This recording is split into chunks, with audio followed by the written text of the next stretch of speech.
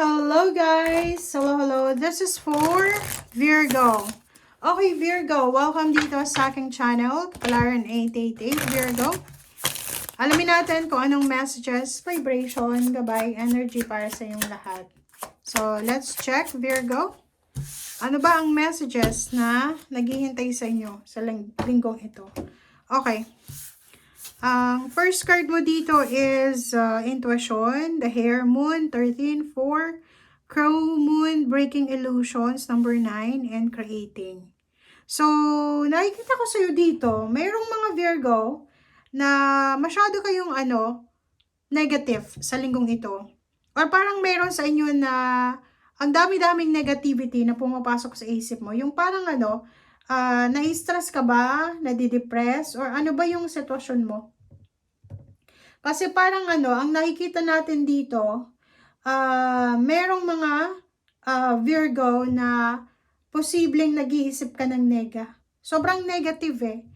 Parang iniisip mo na mali yung desisyon mo. Or parang iniisip mo na tama ba to na maghintay ka. Parang ganon. So, ang dami-dami na, kumbaga, issue ka. Ang daming issue na kailangan mong isettle. Okay? Parang yun yung nakikita natin ngayon. Okay, so let's check. Ito naman, Breaking Illusions and Intuition. Realistic. Sinasabi ng bara sa'yo na ikaw bilang isang Virgo, masyado kang tamang hinala. 'Di ba? Yung mga Virgo masyadong nag-iisip, masyadong nag-a-analyze, nag-iisip, ang dami yung daydreaming time, 'di ba? And sinasabi ng bara sa'yo na this week, kailangan mong baguhin, simulan, mag-upgrade ka, mag-level up ka ng emotion mo. Kasi isa sa mga possible na problema na posibleng nagiging problema nyo or nagiging rason kung bakit kayo nagkakaproblema is yung emotion nyo. Okay? Yung parang mas iniisip mo kung ano yung sasabihin ng ibang tao. Yung parang feeling mo, lahat ng tao nakatingin sa'yo. Yung parang feeling mo, lahat ng tao ay binibigyan ka ng yung parang focus nila sa'yo. Yung parang sinasabi mo na, baka kung anong sasabihin ni ganyan, ganito, or baka kung ano ang mangyari, ganyan, ganito. So, sinasabi ng bara sa'yo na you need to be careful. Okay?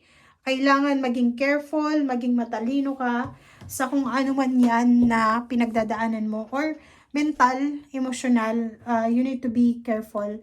Kasi baka sa sobrang pag-iisip mo, baka magkaroon ka ng anxiety or depression. So, yun yung kailangan mong bantayan. Okay? Okay.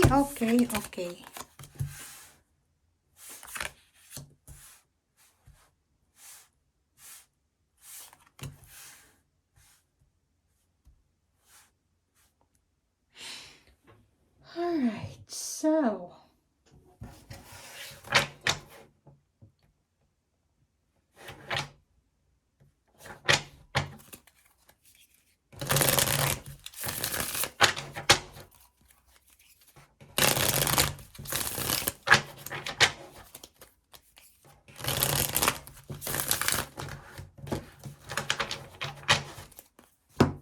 Virgo.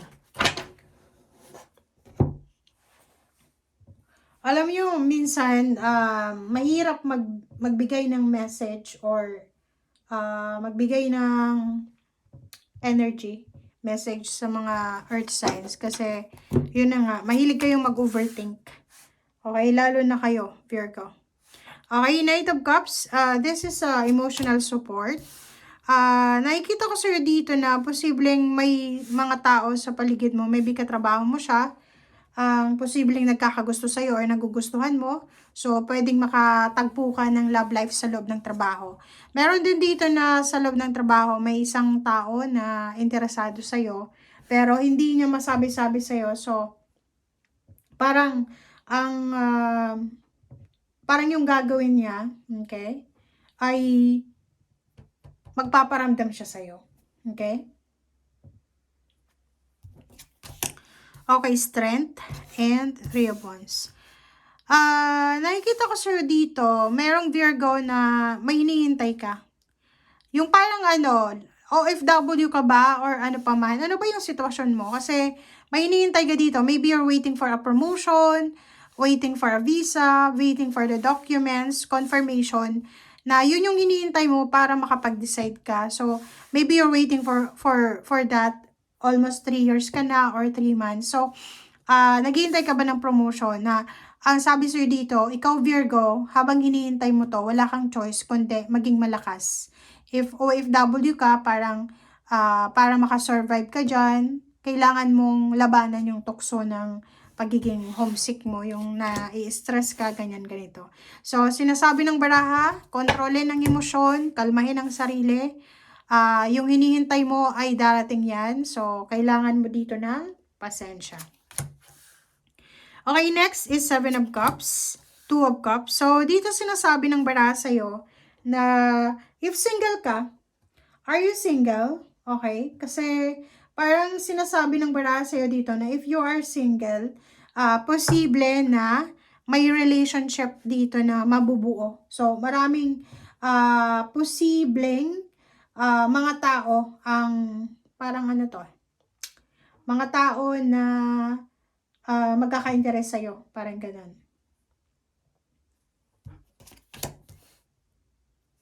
Okay, next. Okay, so dito naman, sinasabi ng barahan na 7 of Wands, Justice, and the Moon.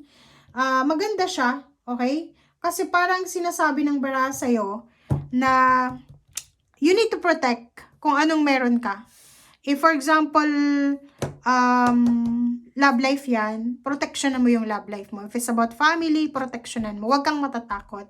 And yung justice na to, this is karma. Sinasabi ng baraha sa'yo na kailangan mo daw, okay, kailangan mo daw, Virgo, na ipaglaban ang karapatan mo. Yung parang sinasabi ng baraha, huwag kang matatakot, okay? Huwag ka daw matatakot sa kung ano man yan na kailangan mong ipaglaban. Okay? So, please comment down below if yan ba ang nasa energy nyo ngayon. Paki-comment sa comment section para doon sa mga Virgo natin na nanonood. Dito sa justice na to, sinasabi ng baraha sa'yo dito, parang sinasabi ng baraha sa'yo na there's a good karma coming sa'yo. Kung good karma din, yung sinesend out mo. Parang ganon. So, in order for you to have this justice, dapat daw na maging positive ka lang. Lalo doon sa iba na masyadong negative. Okay? So, yung iba sa inyo dyan, sinasabi ng baraha sa'yo na huwag kang matakot na maging mabuting tao. Okay? Yun lang. Thank you guys. Bye!